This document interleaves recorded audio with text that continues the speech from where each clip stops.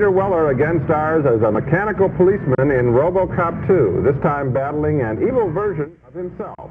Robocop 2 is one of 5 summer movies we'll be reviewing this week on Siskel and Ebert. I'm Gene Siskel of the Chicago Tribune. And I'm Roger Ebert of the Chicago Sun-Times. Our first movie is Robocop 2, and all during this movie I kept asking myself, how can a movie this violent and confused also be this funny? It's like there are 2 movies here. One is an hilarious satire on futuristic advertising, and the other one is an exercise in violence that really offended me with its portrayal of a young boy as a vicious killer. The movie begins with Detroit in still more trouble than it was in the last Robocop movie, and Dan O'Hurley plays the billionaire who wants, in his words, to take the city private. Robocop 2 will seek out every laboratory, every dealer, and rid our city of mutants. Things will be a lot quieter with this boy around.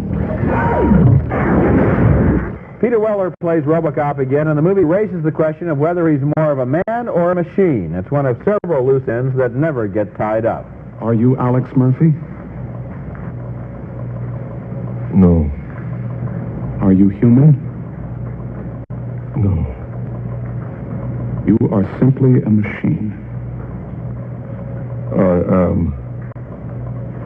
A machine. Linda Bauer plays the psychologist who reprograms Robocop, and there's a subtle hint here that Robocop may be deliberately giving her the answer she wants. That's also not followed up on. You know, I'm really very lucky. We can do in moments with you what would take years with a human patient. I'm really very lucky. Now, what I couldn't show you because the studio didn't include him in the scenes they supplied is a young boy named Hobb, who is played by Gabriel Damon and is the right-hand man of the drug dealer. This is a kid who looks about 12, and he mows people down viciously with a machine gun and uses a whole lot of R-rated 4-letter words. It really disturbed me to see this little boy in this violent role, and it disturbed me even more when I started to think about it because Robocop is rated R, but as everyone knows, kids do get into R-rated movies like this one, and even more of them will see it on home video. Was this 12-year-old criminal written into the movie to give the underage viewers someone to identify with? I'd like to think that wasn't possible, but I can't think of any other reason for such an unlikely, depressing, inappropriate, and distasteful script decision.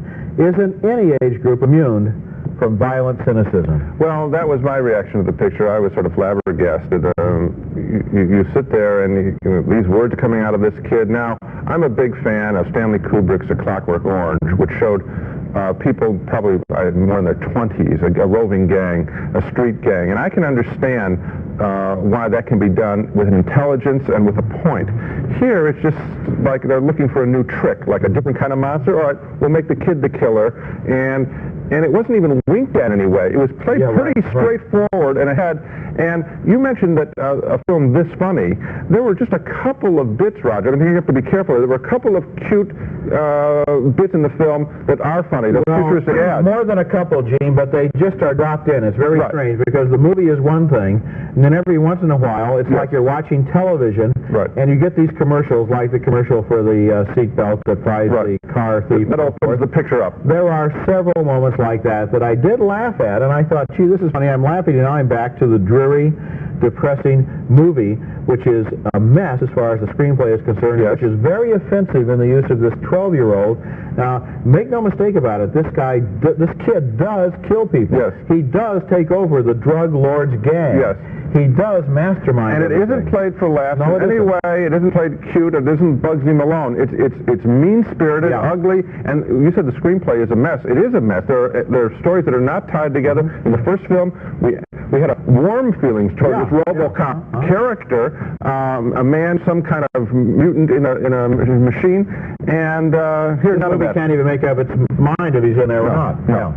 Okay, our next film is a picture called The Adventures of Milo and Otis, a Japanese-made film about the cute relationship between a cute little kitten and an even cuter little dog. There are no people in this movie, just animals, and the voice of Dudley Moore, quite funny as the interpreter of the animal's thoughts. The cat Milo and the dog Otis first meet as infants on a farm. Milo, Otis said, I think we're having a baby. One day, Milo's curiosity lands him in the middle of a fast-moving river. Quick! Jump in! This will be fun, Milo shouted. Otis didn't know what to do. Hey, this is great! Come on! Hurry up, Otis, come with me! Maybe Milo was having a terrific time, but Otis was pretty scared. As in most nature movies, the cute animals are in danger from bigger animals. The bear saw what was in that box. Then came Otis. He surveyed the scene and he knew. Sometimes a dog's got to do what a dog's got to do.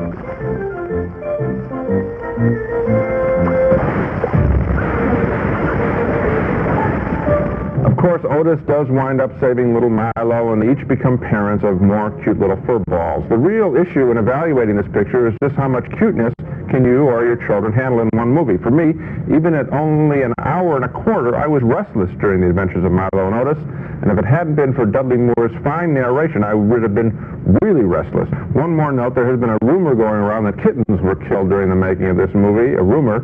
According to the American Humane Society, however, that rumor cannot be confirmed as truth. Instead, the association's statement about the film cites a number of positive endorsements of the movie from Japanese animal rights groups. I think you're right on the money. It's an awfully, awfully cute film, and I think you're going to have to be an awfully, awfully little kid to really be fascinated by it. I can think of two movies like this, Benji the Hunter and The Bear, which both, cut together footage of animals to make it look like a story, that are both much superior to this film. And as far as this film is concerned, I mean, in terms of the classic scenes that I'll remember when I finally hang up my hat as a film critic, I think the number one is going to be when little Milo gets married and his wife is going to have kittens, and he's teaching her how to breathe using the Lamaze breathing method. And then she, I mean, Moore does his best. It's what he is required to do. He does very well. It's hard to imagine somebody doing better. I just think that why couldn't they vary this a little bit more? I mean, it just.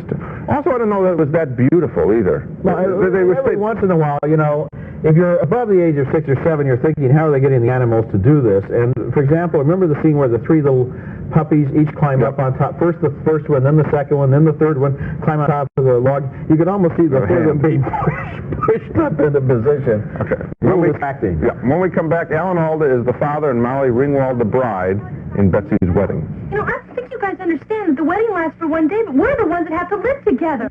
My headaches are full-grown, adult-sized bangaroos. I got a headache, so I bang them back with Bear. It's strong. It's not an aspirin substitute. It's made for adults. Maybe that's why so many doctors take Bear. Doctors are adults. Just like you and me. For adult-sized pain, Bear, the wonder drug that works wonders. Introducing new improved Mop and Glow. With a shine so bright, a shine so tough. Even Future and Bright can't beat Mop and Glow, even on no-wax floors. New improved Mop and Glow for unbeatable shine.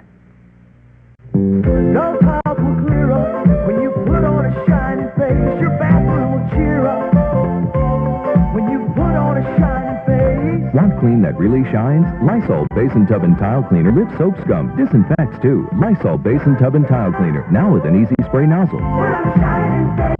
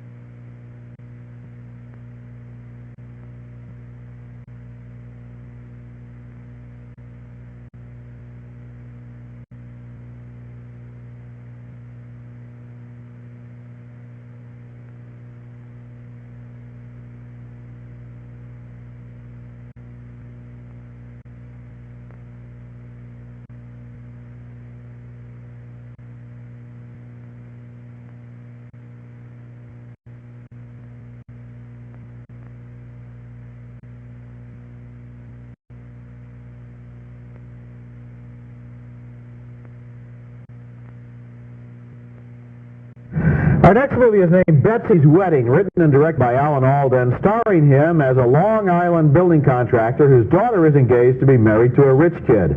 Even though things aren't going too well financially for him, Alda gets competitive with his future relatives to see who can spend the most money on the wedding. I'm going to get them a catering hall. No, I'll tell you what. I'll get the grand ballroom with that handsome fair. No. I'm going to get them a 10. That's Molly Ringwald as Betsy, the bride-to-be. Her sister, played by Ali Sheedy, is a policewoman. I just love arresting people. You do? Yeah.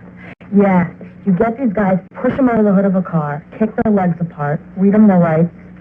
I'm high for the rest of the day. To raise money for the wedding, Alda borrows it from his brother-in-law, Joe Pesci, who in return asks him for a favor, hire the nephew of a mob associate. The nephew turns out to be an extremely sincere and thoughtful young man. By the way, congratulations on your daughter's wedding. Are you happy with the young man that she's marrying? Yeah. Nice kid. Wonderful. When the parents don't approve of a prospective son-in-law, it is not good all the way around. I would never put myself in a position like that. That's Anthony LaPaglia as the nephew, and the best performance in the movie. Despite his connections to professional crime, he falls in love with the sister, who's a cop. I have the highest respect for your father. Thank you. You think he would be offended if I requested your permission for a kiss goodnight?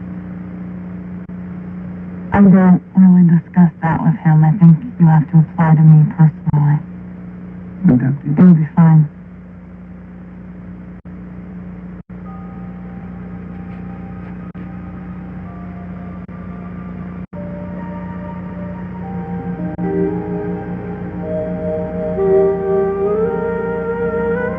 The unlikely romance between the policewoman and the gangster nephew is actually the funniest thing in Betsy's Wedding, which otherwise is a fairly predictable and low-key movie.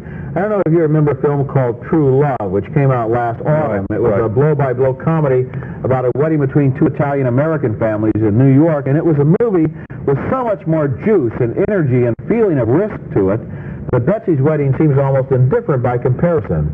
The level of passion just isn't high enough. It's all about humorous little conversations and colorful little slices of life and warm little insights, all except for that relationship between Ali Sheedy and Anthony LaPaglia, which I kept hoping they get back to. That was exactly my reaction. In fact, I wonder, and I think it's just because films just cost too much money, but if I had been directing that picture, I think I would have been able to have seen how exciting those two characters were, and I wish I could have just said, let's stop the production for a week, and let's rewrite this thing, and really take the story away from the Molly Ringwald character, because those kids are kind of boring. I mean, her husband-to-be has nothing going on. Actually, Gene, the story is never with the Molly Ringwald character. Molly Ringwald and her husband-to-be are minor characters in this movie, even as it stands now. I think Joe Pesci as the brother, and Burt Young as the mafioso, and Alan Alda and Madeline Kahn are the ones the movie is really about. Well, I guess what I'm talking about is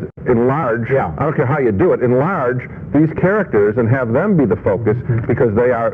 And this Anthony LaPaglia, I mean, obviously it reminds you of Robert De Niro when you're watching it. It's kind of comic performance that De Niro did give early on in his career and would do later on. And this guy is that good. Otherwise, it is ordinary. You know, except for the one truth that they have their finger on is who's going to pay for the wedding, and all these things become the final act of the parents, a part of letting go, and the movie does have that much going for it. Nothing else. Okay, coming up next, Gremlins 2, the new batch, featuring more critters that go bump and crash in the night.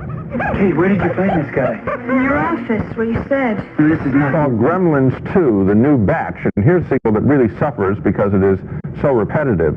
Not with the original film so much as with itself. The Gremlins run wild here and run wild some more and then some more. All that's holding the action together is a slight parody of the entrepreneurial world of a billionaire developer modeled after Donald Trump and Ted Turner. The bad little gremlins have invaded a Manhattan office building, and Zach Galligan, as the film's young hero, tries to warn his disbelieving co-workers. They start out as these small furry animals, and then what happens is they eat after midnight. They metamorphose, and they form cocoons. Well, sir, you're having a psychotic episode. Thanks for sharing it with us. Typical of the fuss the Gremlins create is when they run amok in a toy store in the building's shopping mall.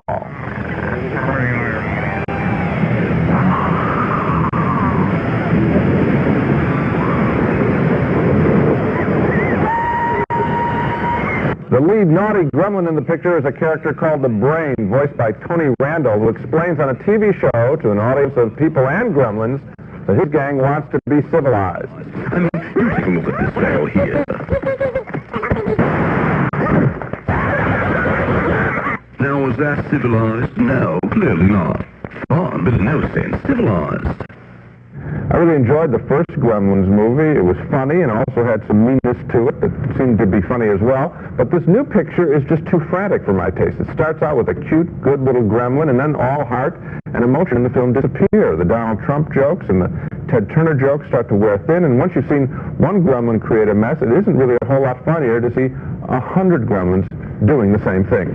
I completely agree with you, and additionally, it seems to me that the Gremlins in the first movie were better made, that they were more interesting as creations. We know, of course, that they're a combination of, in some shots, they're probably like Muppets, and other shots, they're probably slightly animated and so forth. They have various ways of doing this. But in this movie, they just looked like dolls that you could kind of, that were being pushed into shots or popped up in front of the camera or something. Yeah. In the first movie, I really had the illusion that they were genuine little creatures instead of simply props. We hadn't seen them before, and I remember going to that movie, and and the movie held back showing what they were, and there was a great sense of discovery and wonderment about them. And here, it's true, they are right up front. They're like in a toy store displayed to be purchased in some way, and it makes them a whole lot less interesting. The movie began with this little fake cartoon that starts out like it's going to be a Bugs Bunny cartoon, and then Daffy Duck comes in, and they fight over who's going to get the top billing, and they finally decide that since they can't both be in the same cartoon, they might as well start the movie. I would have liked to have seen the whole cartoon. Yeah, that annoyed me. If you're going to set up a cartoon, particularly for a picture like Gremlins 2, I think you ought to deliver the cartoon. Why frustrate us? That was all a strange way to start a picture. Coming up next, a Hollywood director makes a personal documentary about the origins of the universe. It's called The Big Bang. Orgasmic explosion. The movie is named The Big Bang, and this is an odd and offbeat, fascinating movie in which a director named James Toback, who has made movies in the past like Exposed and Love and Money and Fingers, goes around asking people about the meaning of life and the meaning of their lives. Toback himself is often on camera, as in this scene, where he pitches the idea of the movie to Joseph Cantor, the producer who came up with the money to bankroll the production. All of a sudden it occurred to me, I understood, I knew how it all started. What started? The cosmos. Some unexpected people turn up in the movie saying unexpected things. Of all the people Toback talks to, my favorite is a former gangster, now movie actor, named Tony Sirico. He seems to be filled with a vast loneliness. The first 6 months in Cannes, I had a real great time. I was madly in love with her. And she didn't come to see me. She didn't even stand in the back of the court and wave goodbye to me when I went away. And for the first 6 months in the Cannes, I was... Yeah, you didn't want to know me. I was a dangerous, dangerous kid. And then one morning I woke up and then I could breathe again. It was gone. It was all over. The best day of my life is the day I fell out of love with that girl. As a newspaper man, I interview a lot of people, and often I probably quote them about pretty trivial things, like asking a movie star what he thinks about the character he plays in his new movie. When I get the answer, I sometimes feel like the other guy's mouth is on automatic pilot. What's challenging about The Big Bang is that really fundamental questions are asked about love and ambition, death and fear, and what will be left of you after you're gone. These are questions a lot of people think about all the time, but they never talk about them. As The Big Bang moves along, it's almost seductive the way you get involved in these enormous issues. It's the kind of movie where you want to go out afterwards and have a long philosophical discussion. I had the same reaction to the picture, and I also realized how little I really require of movies. And I mean that in this sense. We're sitting here in the summer of '90, which I'm calling sort of the summer of money. These mammoth productions, big money, big promotional things. Here's a little picture that all it does is ask some interesting questions to people, unlikely people, and I'm entertained. Now, what am I asking for with that? All I'm asking for is something that, I keep saying this, something that is as bright as I know that the people on the screen are capable of delivering. I keep coming back to that. I think maybe what you're asking for also is show me or tell me something I haven't seen or heard before. Now, you take Robocop 2, which they spent tens of millions of dollars on. Right. Have we seen large metal objects crash into each other before. Have we seen machine gun bullets spray around? Have we seen people fall over? Have we seen them drop from tall buildings? Have we seen them talk in the cliches of TV, science fiction, and cop and crime melodramas before? Yes, we have. But have we ever seen a guy who used to be in prison and that was a fascinating who character. lost his wife and who feels that he'll never be loved again, talking about that? No, we haven't seen that before, and so it's new and it's interesting. That is the single most interesting character. You're absolutely right. Now, this film, I'm told, which now is about an hour and a half, originally ran over 3 hours, and he, Toback, the director, said he cut it back because he started to fall asleep at the 3-hour length. I don't know that I would have. I would like to have seen a much longer picture with these same people, particularly with that former gangster. Well, if there are anything that it's at, it moves very quickly. Now let's take another look at the movies we reviewed on this show. 2 thumbs down for Robocop 2 with its shockingly offensive portrayal of a young boy as a killer. 2 more thumbs down, although somewhat affectionately, for The Adventures of Milo and Otis, a cute little dog and cat story targeted at little kids. 2 more thumbs down for Alan Alda's Betsy's Wedding, although we love the relationship between Anthony LaPaglia and Ali Sheedy as a mafioso and a policeman. 2 more thumbs down for Gremlins 2, the new batch, which got old in a hurry.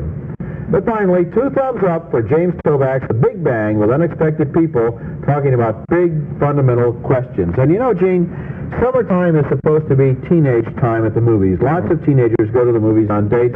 They're at school, they can go every night of the week.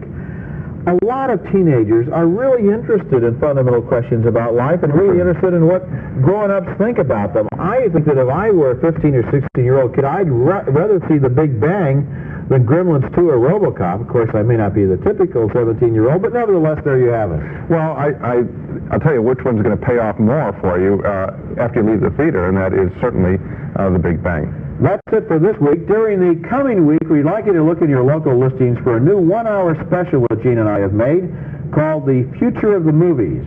We talk with actors Steven Spielberg, George Lucas, and Martin Scorsese about their futures and the movies in our futures. The show plays at various times in different cities between now and June the 30th. And as for next